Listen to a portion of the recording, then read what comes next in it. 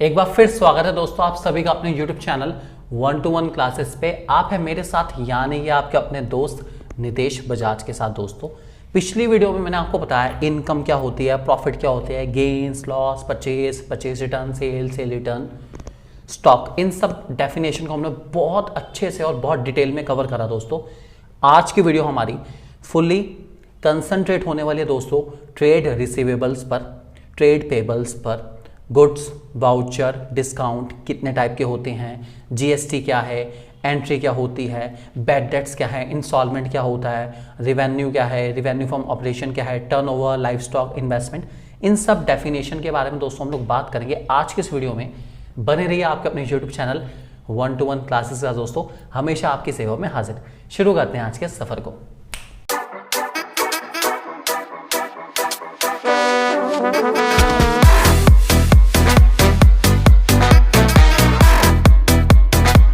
दोस्तों बहुत ही amazing content और बहुत सारे free material plus sample paper के लिए दोस्तों जो कि बेस्ड होंगे accountancy, business study, physical education, economics पर। आप हमारी ऐप पर हमें कांटेक्ट कर सकते हैं। ऐप का नाम आपको पता है, आपकी अपनी ऐप 1-to-1 क्लासेस दोस्तों, लिंक आपको डिस्क्रिप्शन में मिल जाएगा। और लेटेस्ट नोटिफिकेशन के लिए अगर आप फॉलो करना चाहें तो हमें फॉलो कर सकते हैं। कहां पर? इंस्टाग्राम पे दोस्तों, ताकि आप लोग हमारी कनेक्टिविटी के साथ हमेशा मौजूद रहें। दोस्तों शुरू करते हैं। सबसे पहली डेफिनेशन आपके सामने आ चुकी है, ट्रेड रिसीवेबल्स। देखिए नाम ही बता रहा है, ट्रेड मतलब व्यापार, ठीक है, और रिसीवेबल्स का मतलब पैसा आने की बातें हैं, मतलब जो आना है, ठीक है। जिन लोगों से मुझे पैसा लेना है या जिन लोगों से मैं पैसे की प्राप्ति करूंगा, पैसा हासिल करूंगा, ये दोस्तों दो तरीके के हो सकते हैं। सबसे पहला इसमें आता है आपका डेटर्स। डेटर्स मतलब वो लोग जिनको मैंने कोई भी सामान, जो भी गुड्स जिनमें मैं डील करता हूं, अगर मेरा कन्फेक्शनरी का काम है तो मैं चॉकलेट, बिस्किट, ये सब चीज़ें, ठीक है। मेरा गारमेंट्स का काम है तो जीन्स, शर्ट वगैरह। मेरा फर्नीचर का काम है तो स्कूल की कोई भी आइटम हो सकती है, जैसे कुर्सी, मेज, टेबल वगैरह या कुछ भी चीज़, ठीक है, जिनको मैंने उधार पे बेचा है, ठीक है, और जिनसे मैंने पैसे लेने हैं, वो सब के सब दोस्तों मेरे कहलाते हैं डेटर्स। आई रिपीट, जिन लोगों से मैंने पैसा लेना है वो लोग मेरे लिए डेटर्स कहलाते हैं। ध्यान रख के चलेंगे, दीज आर कॉल्ड डेटर्स दोस्तों, ठीक है। तो जिन लोगों को मैंने उधार माल बेच रखा है, जिन लोगों को मैंने क्रेडिट पर अपने गुड्स, जिन भी गुड्स के साथ में डील करता हूं, बेचे हैं, उन लोगों को दोस्तों मैं डेटर्स कह के चलता हूं। हमेशा ध्यान रख के चलेंगे दोस्तों आप लोग, ठीक है। नेक्स्ट डेफिनेशन दोस्तों आपके सामने आ चुकी है बिल्स रिसीवेबल की। क्या है ये bill receivable? Bill of exchange.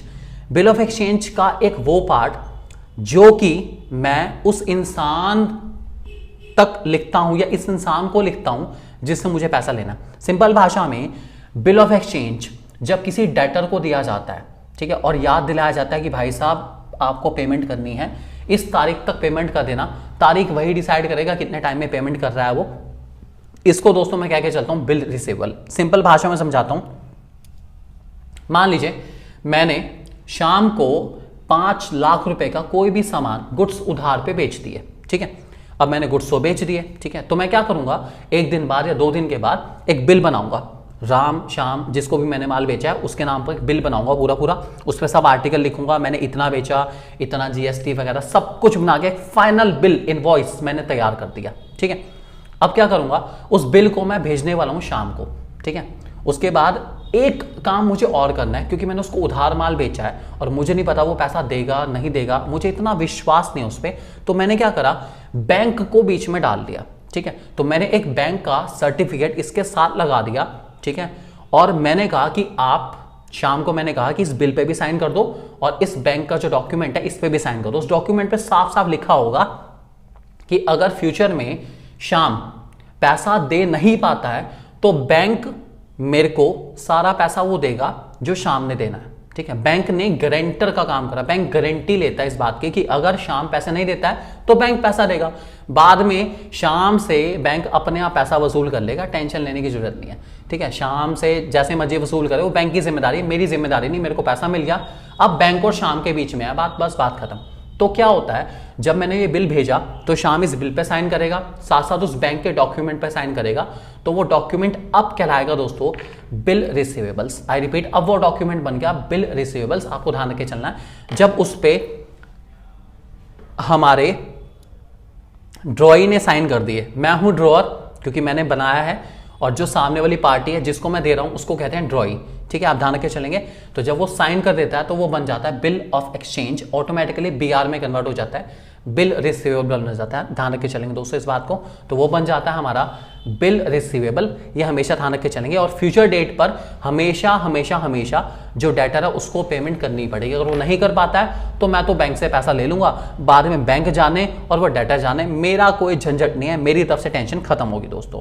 अगला आता है हमारा ट्रेड पेबल। ट्रेड पेबल नाम ही बता रहा है, अब है बात व्यापार में पे करने की, अब पैसा देना है। जिन लोगों को दोस्तों पैसा देना होता है मुझे बिजनेस में, उनको मैं कह के चलता हूं क्रेडिटर।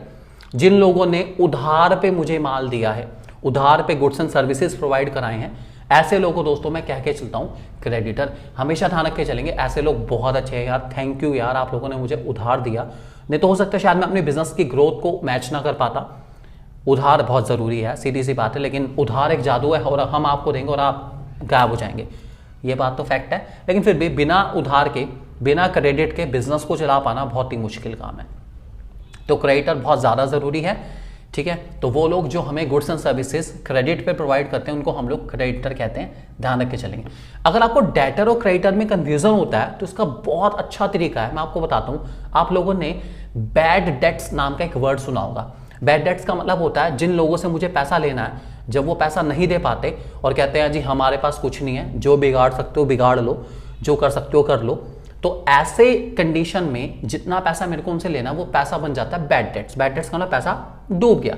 ठीक है, तो सिंपल भाषा में जिन लोगों से मैंने पैसा लेना है, जब वो पैसा नहीं दे पाते तो उसको बैड डेट्स कहते हैं। डेट्स से याद आया, डेट्स मतलब डेटर, डेट्स डेटर, दोनों की स्पेलिंग भी काफी सेम है, DEBTS DEBTOR, debts debtor, debts debtor. जिन लोगों के ऊपर मैं भरोसा करूंगा यार, धोखा भी तो वही देंगे, कोई और थोड़ी ना दे सकता है। भरोसा करूंगा तभी तो धोखा खाऊंगा भाई, सीधी सी बात है। उधार दिया था, डेटर बने थे, उन्होंने क्या दिया, बैड डेट्स दे दिए यार, क्या दिक्कत है बताओ, क्या करें बताओ, इस बात को बड़ा दुख है इस बात का। तो सिंपल सी बात है, डेटर मतलब वो लोग जिनसे हमने पैसा लेना है और वो जब पैसा नहीं दे पाते तो उसको हम बैड डेट्स कहते हैं, सिंपल। और क्रेडिटर वो लोग जिन्होंने हमें क्रेडिट दिया है, उधार पे माल दिया है, थैंक यू बोलना चाहिए इनको यार, बहुत अच्छे लोग हैं। ठीक है, ऐसे ही दोस्तों जैसे बिल रिसेबल आता है, ऐसे आता है बिल्स पेबल। मान लीजिए शाम ने मुझे, शाम नहीं अब कुछ और नाम ले लेते हैं, मान लीजिए राम ने मुझे 10 लाख रुपए का माल बेचा है उधार पे। अब राम ने क्या करा, हाथ तो हाथ बिल भेज दिया, साथ में बैंक का डॉक्यूमेंट भेज दिया मेरे नाम पे कि भैया इसको साइन कर दो जल्दी जल्दी। बिल आया, मैंने बिल चेक करा, बैंक का डॉक्यूमेंट है, उस पर लिखा हुआ था कि मैं नितेश बजाज, ठीक है, राम को इस फ्यूचर डेट पर इतने 10 लाख की पेमेंट करूंगा। ठीक है, और अगर मैं नहीं कर पाता है, अगर मैं नहीं कर पाता हूं तो सारी पेमेंट बैंक ऑटोमेटिकली कर देगा राम को। ठीक है, और उसके बाद बैंक मेरे से मतलब नितेश बजाज से वो सारी पेमेंट लेगा। तो उस पर साफ साफ लिखा हुआ है, मतलब इसका मतलब अगर मैं पेमेंट नहीं कर पाया तो मैं ही फंसूंगा, नुकसान मेरा ही होगा। तो मैं उससे पहले पहले पेमेंट कर दूंगा यार, मैं नहीं, बिल्कुल नहीं, मैं टाइमली पेमेंट कर दूंगा सारी की सारी। मैं बिल्कुल भी राम को नाराज नहीं करूंगा। बहुत अच्छा हमारा डीलर है, हमेशा माल सारा सप्लाई करता है और बहुत अच्छे सप्लाई करता है, मैं उसको नाराज नहीं करूंगा बिल्कुल भी। तो ये दोस्तों ये होता है हमारा बिल्स पेबल, जिसकी डेट जो भी फ्यूचर डेट है उस पर मुझे पेमेंट करनी ही करनी है और मैं उसको बिल्कुल माने नहीं करूँगा, मैं हमेशा पेमेंट करूंगा दोस्तों। नेक्स्ट आता है हमारे गुड्स। गुड्स वो सारी चीजें हैं दोस्तों जो बिजनेस में रीसेल के पर्पज से खरीदी गई हैं, ठीक है, या फिर फिनिश गुड्स बनाने के लिए खरीदी गई हैं, वो सबके सब दोस्तों हमारी क्या होती हैं, गुड्स होते हैं दोस्तों, ध्यान रख के चलेंगे। नेक्स्ट डेफिनेशन है दोस्तों हमारे बीच में कॉस्ट की। कॉस्ट का मतलब है जितना भी रिसोर्स, ठीक है, मेरे को मिलता है, जितना भी पैसा मुझे मिलता है गुड्स एंड सर्विस के बदले में, उसको दोस्तों मैं कॉस्ट कह के चलता हूं। सिंपल भाषा में जितना पैसा मैं चार्ज करता हूं प्रोडक्ट के बदले में उसको कॉस्ट कहेंगे, सिंपल। अगला आता है दोस्तों हमारा वाउचर। वाउचर एक ऐसा डॉक्यूमेंट है जिसके बेसिस पर सारी की सारी बिजनेस में पेमेंट होती है, और इस पेमेंट को करने के बाद मतलब जब भी पैसा जाएगा समझो वाउचर में एंट्री होनी जरूरी है, और इसी वाउचर के थ्रू मैं अकाउंट्स में या अकाउंट्स की बुक्स में एंट्री करूंगा। वाउचर मतलब सिंपल भाषा में जब भी आप कोई भी पेमेंट करेंगे, पैसा आएगा जाएगा, तो आप इस वाउचर में इसको हमेशा नोट करेंगे और बाद में इस वाउचर के थ्रू हम लोग आगे जर्नल में, लेजर में इसको पोस्ट कर देंगे ताकि हमारी एंट्री हमेशा कंप्लीट रहे और हम इसको ध्यान रख रहे हैं कि हमने नोट कर लिया ट्रांजेक्शन। अगला आता है दोस्तों डिस्काउंट। डिस्काउंट का सिंपल भाषा में मतलब है रिबेट। रिबेट का मतलब छूट, छूट छूट छूट, पैसा मिलेगा, डिस्काउंट मिल रहा है, रिबेट मिल रही है, पैसा बच रहा है। यस, फाइनली कितना ऑफर चलते हैं दोस्तों आज के टाइम में। आपने देखा है ऑनलाइन कुछ भी खरीदेंगे 20% ऑफ, 30% ऑफ, 50% ऑफ। तो दोस्तों इसको हम कहते हैं डिस्काउंट। और जो हर कस्टमर को दिया जाए परसेंटेज में, उसको कहते हैं दोस्तों हम लोग ट्रेड डिस्काउंट। जैसे एग्जांपल 5000 वाला कोई सामान है और 10% ऑफ है उस पर, ठीक है, लिखा हुआ है 10% ऑफ करके 5000 कट 10% ऑफ 4500। 5000 वाला सामान आपको मिलेगा मात्र 4500, 4500 में। ये हुआ दोस्तों ट्रेड डिस्काउंट, ठीक है। तो किसी भी प्रोडक्ट के लिस्ट प्राइस पर या कैटलॉग प्राइस पर डिस्काउंट परसेंटेज में कुछ मेंशन करना, परसेंटेज में कुछ ऑफ देना ट्रेड डिस्काउंट कहलाता है। हमेशा ध्यान रख के चलेंगे दोस्तों। दूसरा आता है हमारा कैश डिस्काउंट। कैश डिस्काउंट का मतलब है जब आप पेमेंट पहले करते हैं, जब आप पेमेंट पहले करेंगे तो आपको कुछ कैश डिस्काउंट मिलेगा। पेमेंट पहले का मतलब है अगर आप हैंड टू हैंड पेमेंट कर रहे हैं, मान लीजिए मैंने कोई 5000 वाला गुड खरीदा, 10% तो मुझे मिलेगा ट्रेड डिस्काउंट, 4500 का वो सामान हो गया, ठीक है। अब अगर मैं डेबिट कार्ड या क्रेडिट कार्ड के थ्रू पेमेंट कर रहा हूं या फिर मैं कैश में पेमेंट कर रहा हूं, वो भी एडवांस में पेमेंट कर रहा हूं, तो दोस्तों कुछ तो बनता है यार, कुछ तो मुझे मिलना चाहिए। तो मैंने डिमांड करी या उसने कहा कि अगर आप हैंड टू हैंड पेमेंट करेंगे तो आपको 2% कैश डिस्काउंट मिलेगा, 3% मिल सकता है, 4% मिल सकता है, 5% मिल सकता है। तो दोस्तों वो जो डिस्काउंट मिल रहा है मुझे इमीडिएट कैश पेमेंट करने पर या इमीडिएट पेमेंट करने पर दोस्तों, उसी को कहते हैं हम लोग कैश डिस्काउंट। आप लोगों को पता है ऑनलाइन ट्रांजेक्शन जब आप करते हैं, कुछ भी सामान खरीदते हैं फ्लिपकार्ट से, अमेजोन से, किसी भी साइट से, मंत्रा से या कहीं से भी, तो दोस्तों जब आपको ट्रेड डिस्काउंट के अलावा थोड़ा सा और डिस्काउंट मिलता है तब आप इमीडिएट पेमेंट करने की कोशिश करते हैं। आप कहते हैं कि कैश ऑन डिलीवरी नहीं मंगाएंगे क्योंकि कैश ऑन डिलीवरी पे तो ज़्यादा डिस्काउंट नहीं मिलता। लेकिन अगर हम लोग डेबिट कार्ड या क्रेडिट कार्ड से पेमेंट करते हैं तो हमें एक्स्ट्रा 5% ऑफ, 10% ऑफ या 1000 रुपीज ऑफ कुछ भी मिल सकता है। तो हर इंसान इमीडिएट पेमेंट करने को तैयार हो जाता है दोस्तों। इसी को हम कह के चलते हैं कैश डिस्काउंट, ध्यान रख के चलेंगे। नेक्स्ट हमारा टॉपिक आता है जिसका नाम है GST, goods and service tax. जितने इनडायरेक्ट टैक्स थे पहले दोस्तों, उसको इकट्ठा करके सरकार ने लॉन्च करा जीएसटी, जिसका नाम है गुड्स एंड सर्विस टैक्स, ठीक है। तो जितने टैक्स थे पहले, जैसे custom duty, excise duty, sales tax, इन सबको मर्ज करके एक सिंगल टैक्स आ गया जिसका नाम है जीएसटी। जीएसटी हमेशा दिया जाता है किसी भी आइटम या मैक्सिमम आइटम की परचेज और सेल करने पर जो टैक्स कलेक्ट करती है गवर्नमेंट, उस टैक्स को दोस्तों हम लोग कह के चलते हैं GST, goods and service tax. ध्यान रख के चलेंगे दोस्तों। इसके काफी टाइप होते हैं। इसमें एक सीजीएसटी आता है, central goods and service tax, SGST आता है, state goods and service tax, और आईजीएसटी आता है, inter state goods and service tax दोस्तों। बाकी इसकी डिटेल में बात करेंगे जब हम जनरल वाला चैप्टर करेंगे, हमेशा ध्यान रख के चलेंगे। अगला आता है दोस्तों हमारी एंट्री। एंट्री का मतलब क्या है? किसी भी बिजनेस ट्रांजेक्शन को नोट करना। भाई आपने मेरे से माल खरीदा, मैंने आपसे माल खरीदा, मैं इस चीज को नोट कर लूं, आप इस चीज को नोट कर लो, सीधी सी बात है। इसको कहेंगे दोस्तों एंट्री। तो एंट्री का मतलब है जब कोई भी बिजनेस की ट्रांजेक्शन होगी, जब मैं उसको नोट कर लेता हूं बुक्स में, जर्नल में, लेजर में, तो दोस्तों इसको कहते हैं हम लोग एंट्री, सिंपल। नेक्स्ट आता है हमारा बैड टैक्स। बैड टैक्स मैंने आपको बताया था कि जिन लोगों से मैंने पैसा लेना था, ठीक है, उन्होंने कर दिए हाथ खड़े, हमारे पास पैसा नहीं है, तो जितना पैसा मेरा डूब गया उसी का नाम है दोस्तों बैड डेट्स। ध्यान रख के चलेंगे। बैड डेट एक बिजनेस का लॉस है, ठीक है, और ये डेबिट होता है प्रॉफिट एंड लॉस अकाउंट पर, क्योंकि ये खर्चा है। खर्चा का मतलब मेरे पैसे आने थे लेकिन आए नहीं, तो मेरे को तो नुकसान हो गया। तो दोस्तों ये ऐसा लॉस है, ये एक एक्सपेंस की तरह ट्रीट करा जाता है, हमेशा ध्यान रख के चलेंगे। और ये इररिकवरेबल है, मतलब पैसा नहीं आ रहा है, इस पैसे की मैं रिकवरी नहीं कर पा रहा हूं, या फिर ये पैसा नहीं आएगा, ये पैसा गया पानी में।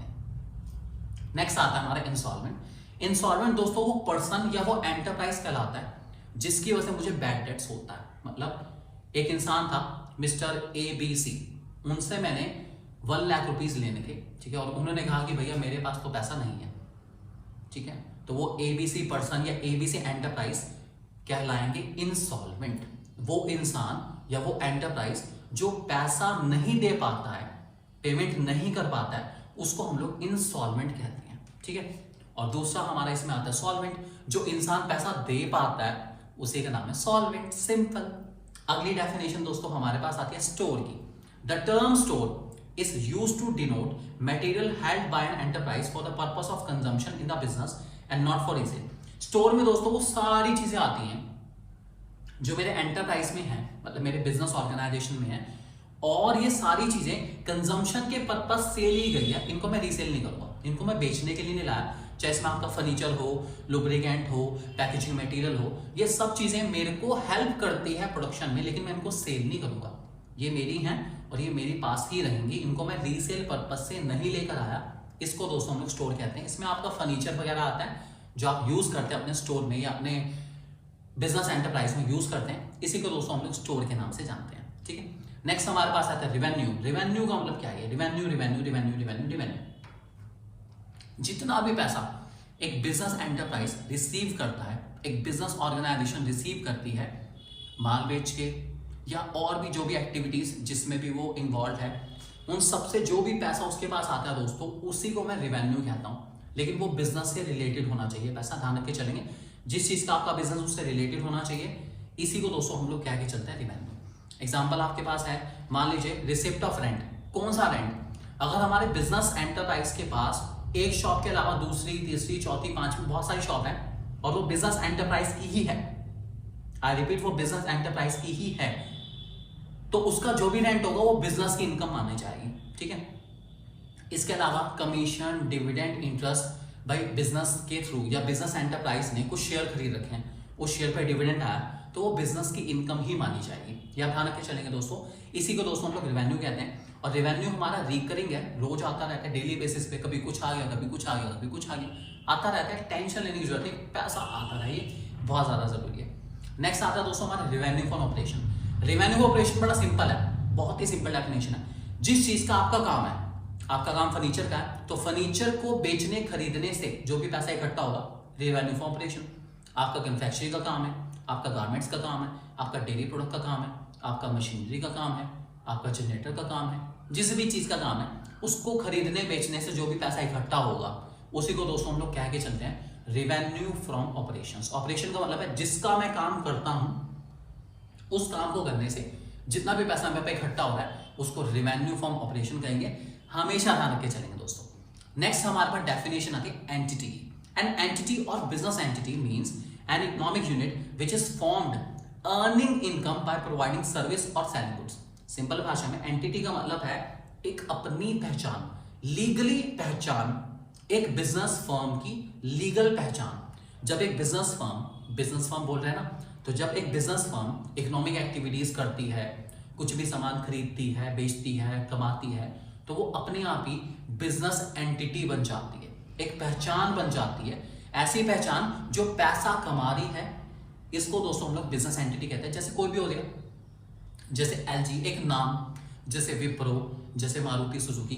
ठीक है, मारुति सुजुकी क्या है? बिजनेस यूनिट है जो लोगों को गाड़ियां बेचती है, पैसा कमाती है। तो ये दोस्तों हमारी बन गई बिजनेस एंटिटी, पहचान, मारुति सुजुकी। क्या बात है। अगला आता है दोस्तों टर्नओवर। जितनी भी सेल एक बिजनेस एंटरप्राइज करता है पूरे साल में या एक अकाउंटिंग पीरियड में, जितना भी पैसा वो कमाएगा उसको हम टर्नओवर कहते हैं। या जितनी भी वो सेल करेगा उसी को दोस्तों हम लोग टर्नओवर कहते हैं। ध्यान रख के चलेंगे दोस्तों। नेक्स्ट आता है हमारा लाइफ स्टॉक। जितने डोमेस्टिक एनिमल जैसे कैटल, हॉर्स बिजनेस के द्वारा ऑन करे जाते हैं, उनको दोस्तों हम लोग लाइफ स्टॉक कहते हैं। जैसे कुछ बिजनेस वगैरह में बुलेट कार्ट या हॉर्स कार्ट की जरूरत पड़ती है, तो एक हॉर्स भी चाहिए, कार्ट भी चाहिए। तो ऐसी चीजें दोस्तों जो बिजनेस ऑन करती है और एनिमल्स हैं, उनको दोस्तों हम लोग लाइफ स्टॉक कहते हैं। ध्यान रख के चलेंगे। और लास्ट डेफिनेशन दोस्तों आज के लिए हमारी आ चुकी है, जिसके नाम है इन्वेस्टमेंट। ये इन्वेस्टमेंट क्या है? इन्वेस्टमेंट का मतलब है जब मैं ऐसी चीजों में इन्वेस्ट करता हूं जिससे मुझे फ्यूचर में कुछ रिटर्न मिले, इसको दोस्तों मैं इन्वेस्टमेंट कहता हूं। Investment refers to net addition to the stock of capital goods in a year. जितने भी मेरे कैपिटल गुड्स है, जैसे आपकी लैंड है, बिल्डिंग है, मशीनरी है, इन सबको ऐड ऑन करना, क्योंकि इन सबसे मुझे फ्यूचर में क्या मिलेगा? रिटर्न, कुछ तो बेनिफिट मिलेगा दोस्तों। इसको हम लोग कह के चलते हैं इन्वेस्टमेंट। दोस्तों ध्यान रख के चलिए। तो ये थी दोस्तों आज का हमारा टॉपिक, और इसी के साथ हमारा चैप्टर 2 जिसका नाम है बेसिक अकाउंटिंग टर्म्स बिल्कुल खत्म हो चुका है और बहुत ही शानदार तरीके से आपको समझाया गया दोस्तों। मुझे उम्मीद है आपको वीडियो अच्छी लगी होगी, 100% अच्छी लगेगी दोस्तों। Thank you very much for being with us. Have a nice day. God bless you दोस्तों। हमेशा खुश रहिए और खुशहाल रहिए दोस्तों। Thank you.